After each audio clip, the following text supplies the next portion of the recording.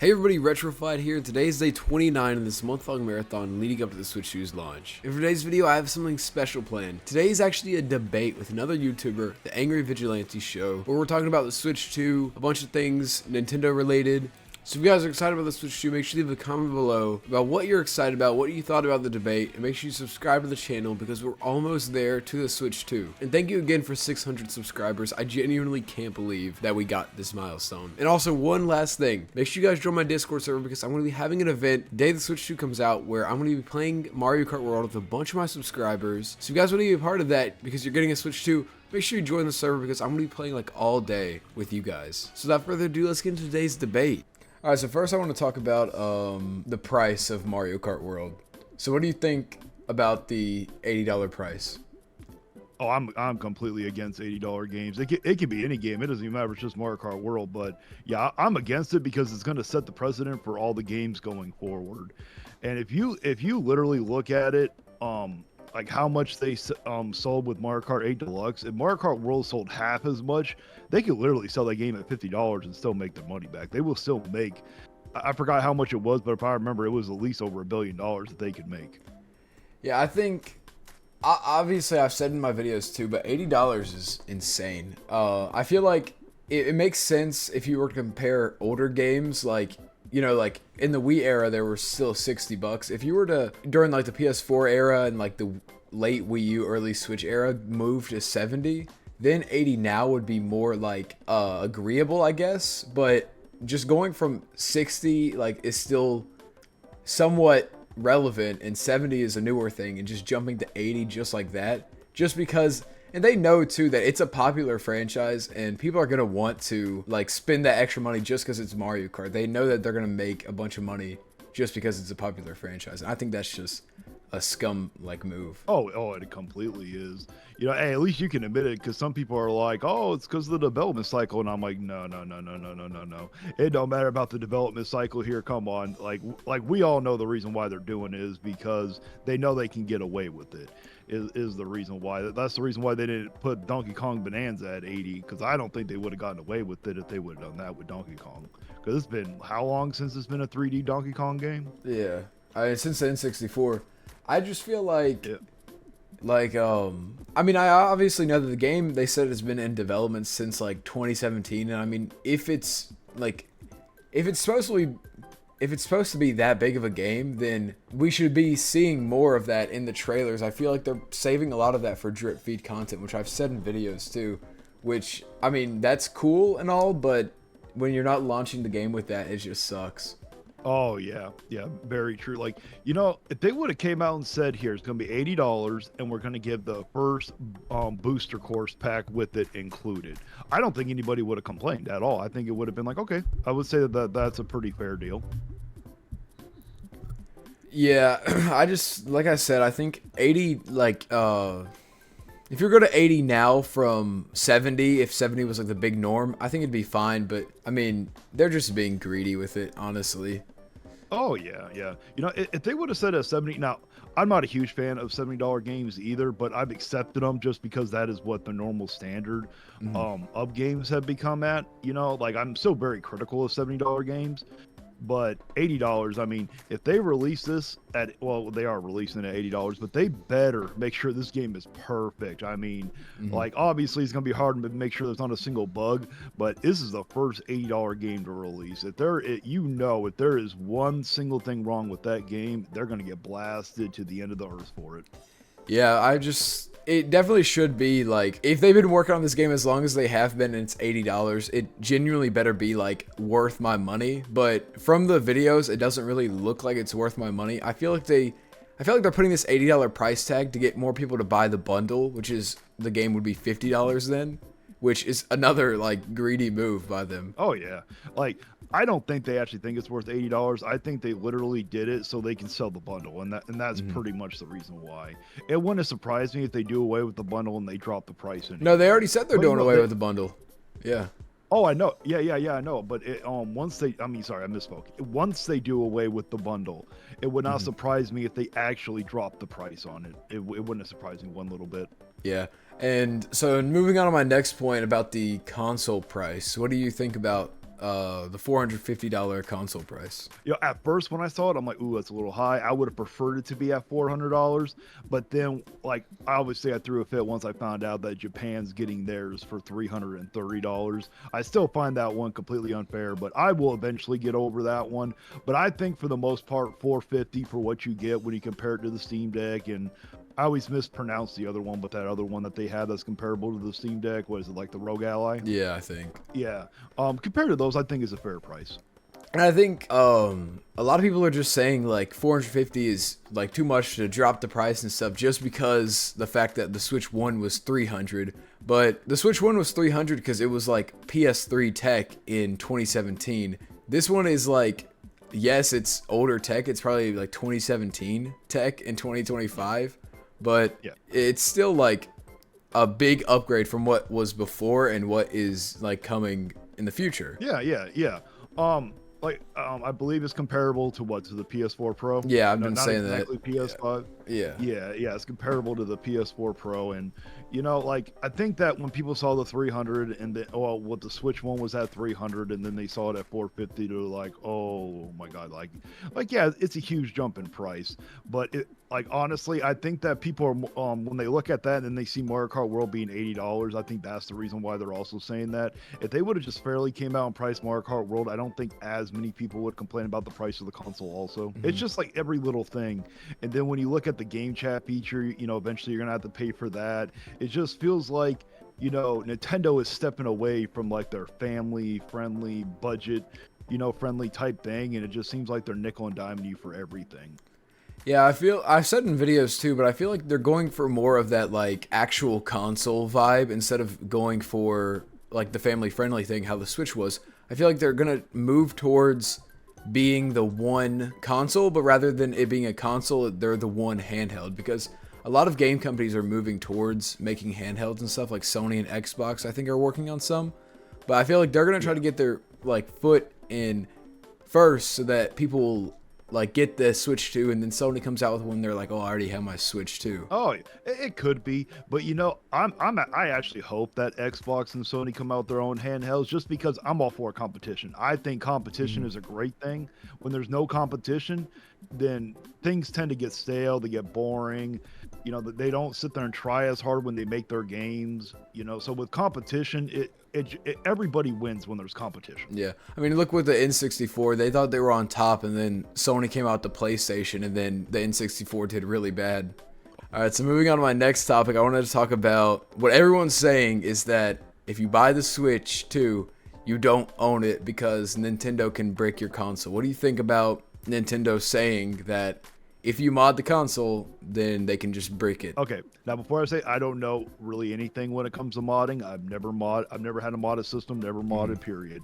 But in my personal belief, if you buy it, it's your property. So if you want to mod it, it's none of Nintendo's business. Now I obviously understand that they have to protect their server and everything, but so if you mod it and they can detect it once you connect to online, just deactivate the account, you know, stop it from going online. You don't need to brick the console.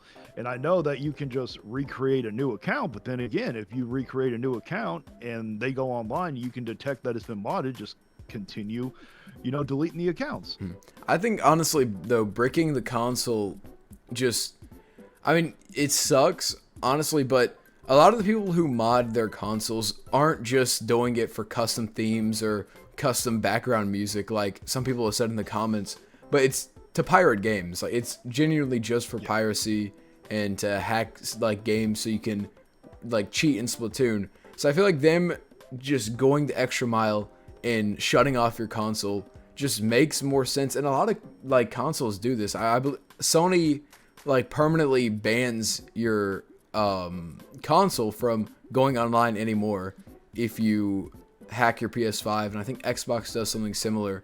But I feel like a lot of people just come out and say, oh, you don't own your Switch 2 just because the Switch 2 has gotten so much hate recently, and everyone's going to find some little thing to get mad about. Oh, they are, you know, and also like the Switch 2 also, it's new, it's out in the open right now. Everything is focused pretty much on the Switch 2. It's not like, I don't think there's like this outrage just to try to take down Nintendo right now. It's like there's literally nothing else really going on in gaming at the moment. You know, so anything that happens with the Switch 2, people are going to blow out of proportion. But like again, I don't agree with it just because it's not their property technically. You bought it. You know, it's like if I sold you something and then I go and brick it, you know, because I don't agree with what you did. Now, obviously, if people are trying to, you know, hack the system, like again, Nintendo can shut down the server, or not the server. Nintendo can, you know, deactivate the account, stop it from going online. If they can brick the system, I guarantee you they can permanently stop the system from being able to go online in the first place. Still be able to play games and everything, you know, just because you don't have a right to go on their shop or anything, or online on their thing, you know. So like, if they can brick the system, why can't they just sit there and stop it permanently from connecting to online? Because if they brick the system, it's permanently useless, right? You can't do nothing with it, to my knowledge. Is that correct? Yeah. Yeah. I mean, like I said, it's a good counter to piracy because, like, obviously, I've modded my 3DS, and why did I do it? To pirate games. But, like, to do this on a new system, just, it doesn't make sense. 3DS, they don't make these games anymore. That's the only way you can, like, get these games is either buying them for, like, hundreds of dollars on eBay or by modding your system. But doing it for every single game, even, like, indie games, just, like, it sucks for those developers. It sucks for Nintendo in general. Just because if you want them to keep coming out with these new games, then pirating them is, like, the wrong step. Next, I want to talk about the game key cards. Oh yeah, this one's a touchy subject. I am completely against the game key cards. I completely against them, and I don't think they're right. Now, I will sit there and understand for two different ones. If we're talking about indie games, because they don't have a small enough cartridge. It's either the game key card or the 64 gig one, if I remember correctly. So for indie games, I mean, you obviously can't expect them to pay for a 64 gigabyte cartridge, but indie games, most of the time, they don't even sit there and get a physical release a lot of the time anyways, unless they're extremely popular. You know, so, but if you can fit it on there and it's not an indie game, then I think that they should put it on a physical cartridge. Now, if you look at Street Fighter 6, there's no way that they can get the full game and both fighter passes on that cartridge. Because like when I went on my Steam account to re-download it, it was literally like 85 gigs. So there's no way that they can fit that all on one cartridge. But they can sit here and do the base game on the cartridge and then do, you know, like a DLC, like back in the day, you know, when you would buy like the Game of the Year edition of the game, and then it would include the base game, and then like the expansions or DLC was like that scratch off paper thing. You know, like they can easily do that.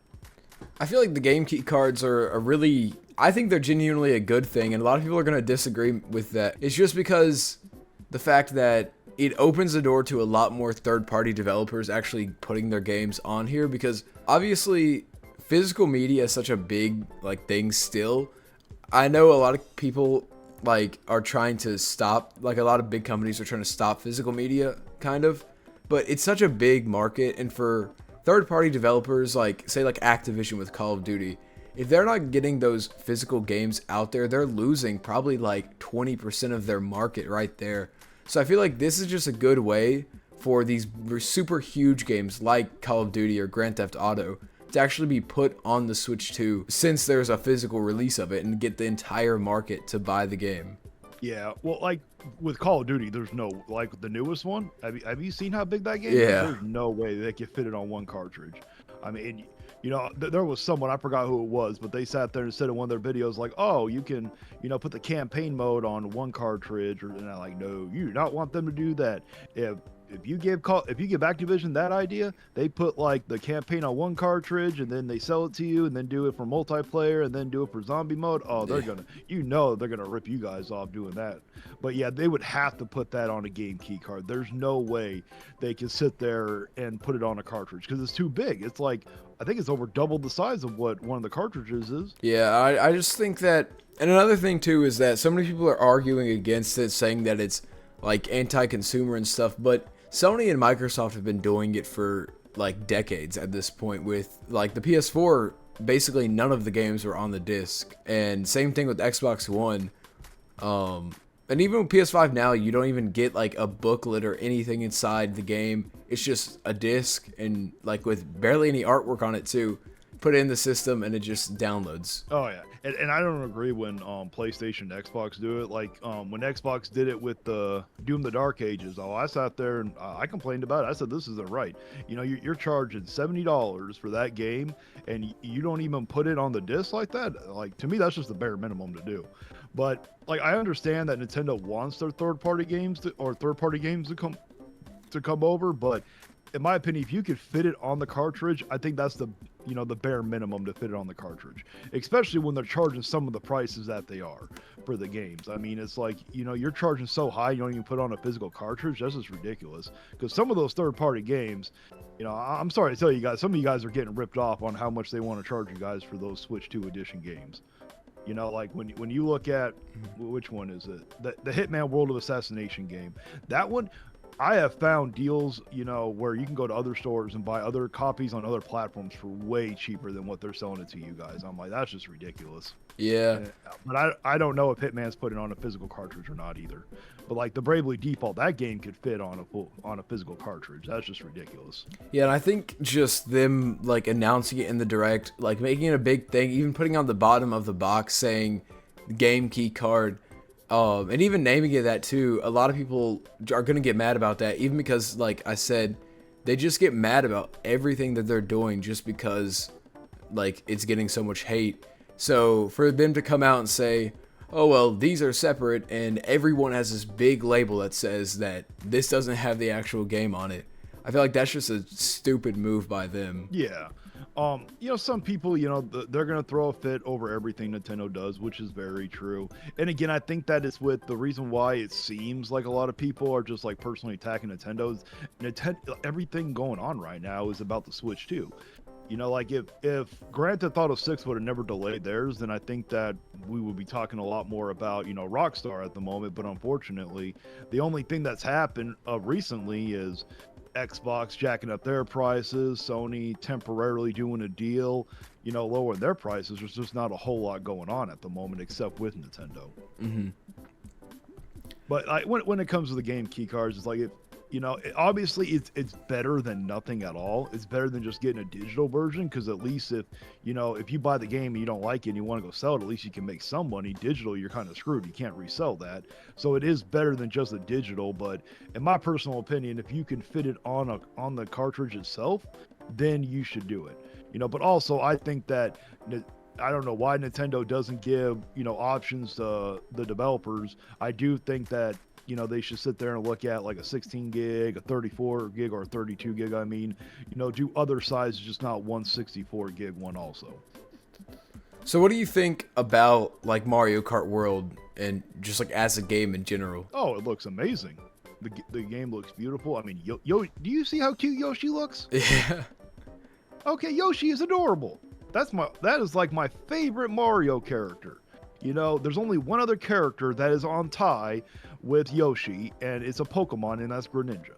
Mm-hmm. If they put Greninja in there, oh man, it would be a hard time for me to decide. But yeah, the game looks awesome. I love how the tracks look. I love how, I would love to sit there and find out, how, doing all the grinding and the wall riding. But again, at the price point, no. But if you take away the price, I mean, yeah, it looks like an amazing game. But, because I've said this before, and I'm not kidding you, I can't believe how many people, I'm getting comments from on it, because I sat there and said that Mario Kart World to me is a AA game and not a AAA game. Man, Mm-hmm. Some people are getting a little mad about that one. I mean, I think it looks like great. I think it looks completely different than like Mario Kart 8. The art style, like the stylization is different. I feel like the roster though is a little bit smaller, but like I said in videos, I think they're going to expand it later on. Not necessarily just with paid DLC, but I think with some drip feed content. But yeah, it just looks like a great game. I feel like I like that they're converting the Wonder style of the sprites into like a 3D model, like fully 3D model.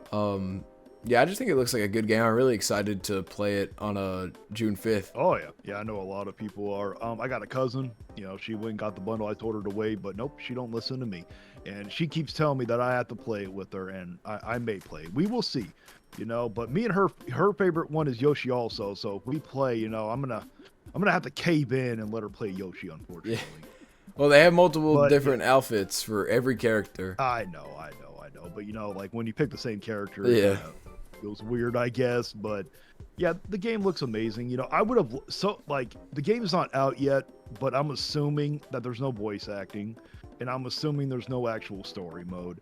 And if you're gonna sit here and charge at that premium of a level, I think that voice acting in the story mode should be a must. It doesn't have to be like extravagant, but like after each Grand Prix, they could have sat there and created like a new villain type thing, just like a new character, to where after each Grand Prix you have to go and race that character until you get to the to that Rainbow Road course, and then you actually defeat the character and all goes away. Like, they didn't have to sit there and do like an extravagant story mode that's completely narrative driven, just a little something, because at that price point, I mean, it's like usually a story mode is like a must when it comes to that kind of price point. Yeah, I think the story mode would have been really cool. I feel like some of the free roam content that they've shown off in Nintendo today looks pretty cool, but I don't think it's anything that like really gets me to go like, oh man, I can't wait to like, do all these. I mean, obviously they look really cool. I'm going to be playing a lot of the free roam, exploring the world. So I feel like I'll end up doing these, but I feel like it's less of like a story mode or single player mode as it is just exploring and doing little puzzles and little missions here and there. Yeah. Like when it comes to directing the trailer, I do think it does look a little barren. Hopefully, like I've said this before, Nintendo's not done a good job marketing this game. I think we've done the job for them when it comes down to it. But in the game itself, it does look a little barren. So I think that's going to turn some people off, but I'm hoping that it's not going to be as barren. Because the thing is, like, I want all games to succeed. I don't want a game to fail, but if it's not worth the price, I have no problem throwing it out there, but again, if they would have just sat there and incorporated a couple more things to it, I think it would have been a lot better, but hopefully it's not as barren as it looks. Like, when you see the trailer, does it look a little barren? Yeah, I mean, yeah, I'm not going to lie and say that it doesn't.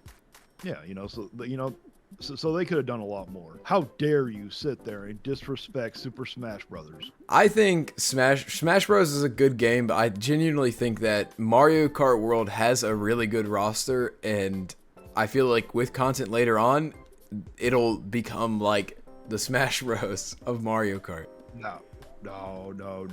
Come on. That roster for Super Smash Brothers is god tier. You have Greninja, you got, Bayonetta. They literally gave us the Xenoblade, Pyra, and Mithra as DLC. What do you get in Mario Kart World's roster? You get a cow. Well, a lot of those characters were locked behind, like you said, DLC. So, I mean, I feel like we will see some really cool characters. I feel like I said this in another video, but this is like their kart racing game. I feel like they're going to add more and more and more like booster passes with just a bunch of different characters later on. But I still like do think that there's a good amount of characters. I feel like there are characters we haven't seen too that are unlockable, because obviously they don't want to show off the entire game before it's launched. They want to like hide some stuff. So I feel like there are definitely more characters that we just haven't seen yet. But I do think the roster is good. Oh yeah. Well, I think the roster, unfortunately, is just nothing but character fluff. I mean, there are some good ones, but I would have rather had Funky Kong, Diddy Kong in it. I mean, there were so many other characters that they could have put in there. They didn't have to just do the Mario world. I mean, they could have sat there and went to other IPs or something. I don't think anybody was begging for the cow or the penguin, or isn't there a fish? I don't even know. There's so many random characters. Yeah. But yeah, well, I understand, it's been speculated. There's a rumor that there's supposed to be Diddy Kong Racing or something. So maybe that's not, or maybe that's the reason why. But it's like, if you're going to have Donkey Kong, you should at least have Diddy Kong. And then there are so many characters just in the Donkey Kong universe that they could have sat there and put in there. Yeah, and they updated the Diddy Kong render, which made me think that he's either going to be in Bonanza or he's going to be like an unlockable character or DLC character in Mario Kart World. But I'd like to see, like I made a video about this and people hated on it, but I'd like to see DLC for this game. I honestly would. I'd hope it would be free, but knowing Nintendo, it probably wouldn't. But I'd still pick up the DLC probably like a couple months after it came out, just because of the fact that, I mean, it just expands the gameplay. I know it should have been in there from the start, but I don't know. Yeah. Oh yeah. I think the reason why a lot of people threw a fit about the whole DLC part is that, the game isn't out yet. It's already set at $80, and then people bring up DLC, and it's Yeah. like, well, that's already setting it even more. So I think that's the reason why. Alrighty, and you guys can reach me at the Angry Vigilante Show. I do have an Instagram and Twitter, but I don't really use it that much except to message people by now, and that's it. But that'll be everything. Alright, so I hope you guys enjoyed that. I know this was a lot longer of a video than normal, but I wanted to make some longer videos and some different videos leading up to the launch, and I thought this would be a good video. So make sure you guys go check out his channel and watch the videos that he made about me.